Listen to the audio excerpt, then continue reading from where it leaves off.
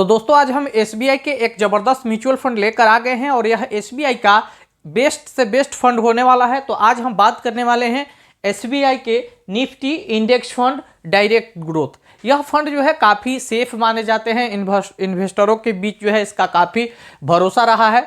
तो चलिए आज हम एसबीआई निफ्टी इंडेक्स फंड का फुल रिव्यू हिंदी में करेंगे। लेटेस्ट अपडेट है, सारी जानकारी हम बारीकी से समझाएंगे। तो इस वीडियो को अंत तक देखिएगा ताकि आपसे कोई चीज़ मिस्टेक नहीं हो। तो सीधे मैं टॉपिक पे चलता हूं। तो आज हम बात कर रहे हैं SBI Nifty index fund direct growth.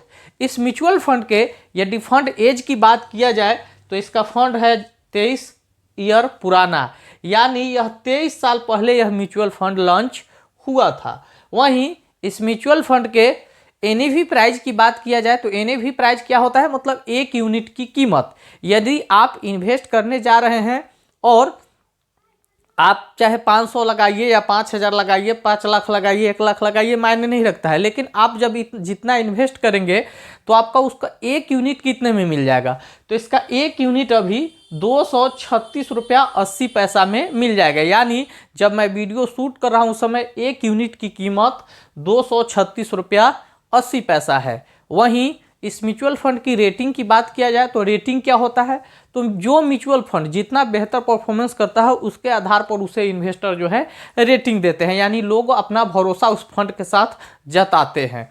तो रेटिंग की बात किया जाए तो इसका फंड रेटिंग जो है 5 स्टार का है, यानी इन्वेस्टरों के बीच यह काफ़ी भरोसेमंद म्यूचुअल फंड है। तो इसका रेटिंग 5 स्टार हो गया। फंड साइज की बात किया जाए तो फंड साइज इसका होने वाला है 10,345 करोड़। अब 10,345 करोड़ यह फंड साइज कैसे है, तो जो लोग यहाँ पर इन्वेस्ट किए हैं, यानी वह एसआईपी किए हो, लमसम किए हो, जिस भी तरीके से इन्वेस्टमेंट किया हो, टोटल इन्वेस्टमेंट जो है इसका 10,345 करोड़ का इस म्यूचुअल फंड का फंड साइज है। अब बात करें कि यदि कोई इसमें अब इन्वेस्टमेंट करना चाहे तो कैसे कर सकता है, कितना कर सकता है। तो देखिए इस म्यूचुअल फंड में मिनिमम यदि आप एसआईपी करना चाह रहे हैं, यानी सिस्टमेटिक इन्वेस्टमेंट प्लान, तो मात्र 500 रुपये से इस फंड में एसआईपी स्टार्ट किया जा सकता है। यानी एसआईपी क्या होता है, तो हर महीने के किसी फिक्स डेट को आप ऑटोमेटिक सेट कर दीजिएगा तो वह अकाउंट से ऑटोमेटिक कट के यहाँ पर इन्वेस्ट हो जाएगा हर महीने थोड़ा थोड़ा पैसा, तो उसको बोलते हैं एसआईपी। अब बात करेंगे लमसम का, यानी वन टाइम इन्वेस्टमेंट, यानी एक मुश्त आपके पास कुछ मोट पैसे हैं और आप इन्वेस्ट करना चाह रहे हैं, तो लमसम इन्वेस्टमेंट यहाँ पर आप 5,000 रुपये से स्टार्ट कर सकते हैं, यानी एसआईपी 500 रुपये से और लमसम 5,000 रुपये से। अब बात करेंगे इसके होल्डिंग का, तो होल्डिंग क्या होता है, तो लोगों ने जो यहाँ 10,345 करोड़ रुपया इस फंड में लोगों ने इन्वेस्ट किया है, उस पैसे को इस म्यूचुअल फंड के जो एक्सपर्ट है, फंड मैनेजर, वो जहाँ इन्वेस्ट किए होंगे उसी को होल्डिंग बोला जाता है।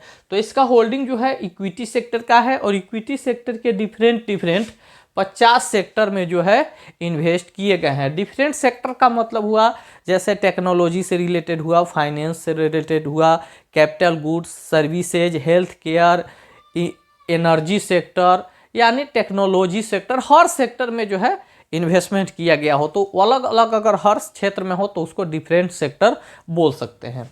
अब बात करेंगे इसके होल्डिंग एनालिसिस की, यानी कितना परसेंट किस क्षेत्र में है, तो आप सीधे देख लीजिए इसका होल्डिंग एनालिसिस जो है मात्र सिर्फ इक्विटी में ही 100.01% का इन्वेस्टमेंट है, यानी टोटल इन्वेस्टमेंट इक्विटी में इन्वेस्टमेंट किया गया है, कहीं कोई कैश या डेब्ट में पैसा नहीं रखा गया है।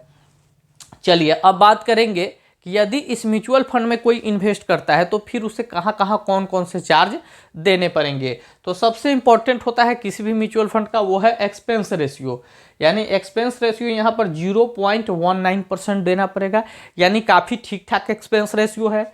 एग्जिट लोड की बात किया जाए तो 0.25% with in 30 day. Exit load क्या होता है, तो एग्जिट लोड एक प्रकार का पेनाल्टी रखा गया है कि यदि आप इस म्यूचुअल फंड में पैसे लगा रहे हैं और 30 दिन के अंदर यदि निकलेंगे तो आपको 0.25% एग्जिट लोड के रूप में चार्ज देना पड़ेगा। वहीं स्टैंप ड्यूटी 0.005% है। और स्टैंप ड्यूटी चार्ज क्या होता है, तो यह डॉक्यूमेंट प्रोसेसिंग चार्ज होता है। अब बात कर लेंगे टैक्स का, तो टैक्स क्या होगा, तो 1 ईयर बिफोर 20%, आफ्टर 1 ईयर 12.5%। यानी यदि आप इस म्यूचुअल फंड में पैसे इन्वेस्ट किए हैं और 1 साल के अंदर निकलेंगे तो आपको 20% टैक्स देना पड़ेगा। वहीं यदि आप 1 साल के बाद निकलते हैं तो मात्र 12.5% टैक्स देना पड़ेगा और आपको एग्जिट लोड वगैरह का भी चार्ज यहाँ पर नहीं लगेगा। तो देखिए, मेरा मानना है कि कभी भी यदि आप इन्वेस्ट कर रहे हैं किसी भी फंड में, किसी भी म्यूचुअल फंड में, तो आप लॉन्ग टर्म के लिए कीजिए, तभी जा करके आप बेनिफिट उठा पाएंगे। अब देखिए, कुछ लोग पिछले साल इन्वेस्ट किए होंगे तो उनका पैसा या तो हल्का फुल्का बढ़ा होगा या माइनस में होगा, तो वैसे लोग ही म्यूचुअल फंड को गलत कहते हैं। यदि आप म्यूचुअल फंड का मजा लेना चाहते हैं ना, तो 5 साल, 10 साल, 15 साल टिक कर देखिए। आप मात्र 1 लाख किसी फंड में लगाकर और 30 साल के लिए छोड़ दीजिए, वह 1 करोड़ रुपए आपको बनाकर देने वाला है। तो देखिए, मैं एजुकेशन पर्पज से सिर्फ वीडियो दिया हूँ, कोई रिकमेंडेशन नहीं है। चलिए अब मैं बता देता हूँ कि SBI Nifty index fund direct growth यह कितना रिटर्निंग बनाकर दिया है। तो ओवरऑल यदि मैं इस म्यूचुअल फंड का 5 सालों का रिटर्निंग देखूँ तो 5 सालों में यह 16.80% का रिटर्निंग बनाकर दिया है। वहीं इस म्यूचुअल फंड का 3 साल का रिटर्निंग यदि देखा जाए तो 3 सालों में यह 12.89% का रिटर्निंग बनाकर दिया है।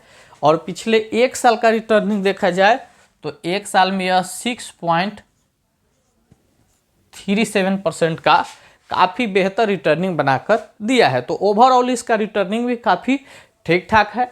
यदि वीडियो आपको पसंद आया हो तो एक लाइक जरूर करके जाइएगा। मैं कमेंट बॉक्स में चाहूँगा कि यदि आप कुछ पूछना चाहें तो कमेंट कर सकते हैं।